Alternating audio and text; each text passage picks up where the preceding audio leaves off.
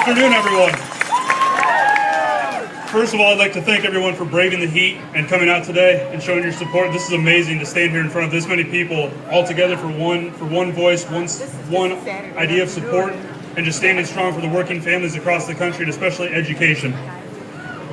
So I've had a pretty large influence from educators throughout my entire career. Obviously, as Lily mentioned, I'm not that old. I actually just had my birthday a few weeks ago. I just turned 24.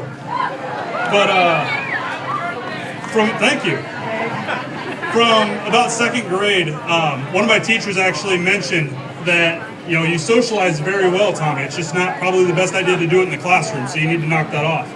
I actually got stuck in a coat closet because I talked to everyone they put me by. But in 8th grade, that still continued, where I had Mr. Glassnap, who was also my football coach, so I spent a lot of time around him. He had the opportunity to teach me as one of my male role models, as just some of the values that really being a man and then also being an educator or a leader, some of those really important things that I still use today in this position and I'll continue to use as I enter in the classroom. Coach, basically, like I said, he was an inspiration to me, but not only me, the friends and everybody else in the community, everyone looked up to him, and that's the type of role model that I want to be to the students that enter my classroom.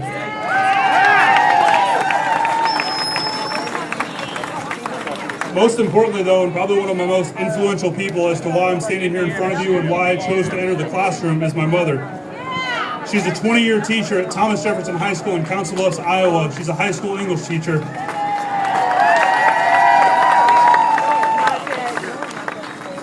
And almost on a daily basis, due to what's currently happening in Iowa and across the country, she constantly calls me and says, "Tommie, are you sure you want to be a teacher?" And I resoundingly say, yes, this is what I want to do. I want to not only be like you, but I want to make the difference, because I've seen not only my friends, my family, but also the students that she teaches. I've met them throughout the years, being in there at summer, setting up classrooms, tearing it down at the end of the year. Everything that I can do to be a part of that community, to be a part of those children's lives, that is why I'm entering the classroom.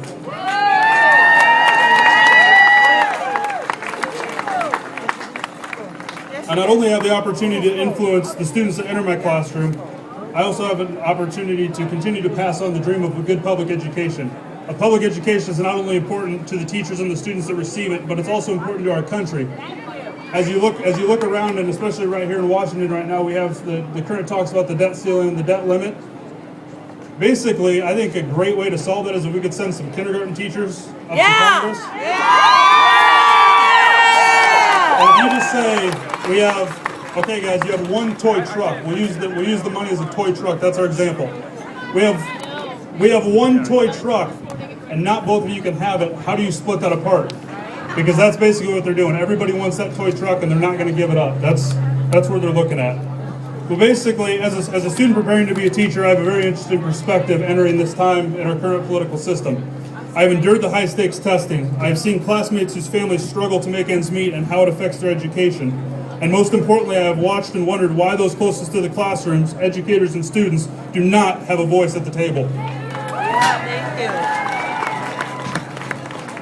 you. To me, as someone who's probably going to be building a house someday, if I was going to build my dream home, I would go talk to an architect or a home builder and say, how can you make this come true? To our legislators, not too far down the hill here, if you're looking at the dream education or the idea of a perfect education system, why are you not talking to teachers and students who are in the classroom every single day?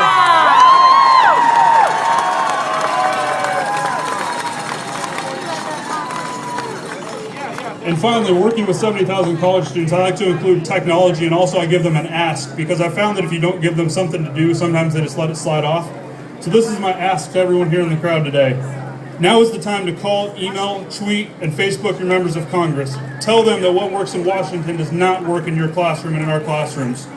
Now is the time to tell your Congress and members of Congress that our students are more than a test score, and so are our teachers.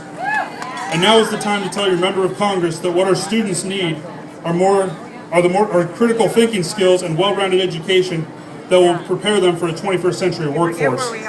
We cannot test, label, and punish our way to a better public education. We need to work together to give all of our students the foundation and the resources that they need to succeed. Thank you, and have a great day.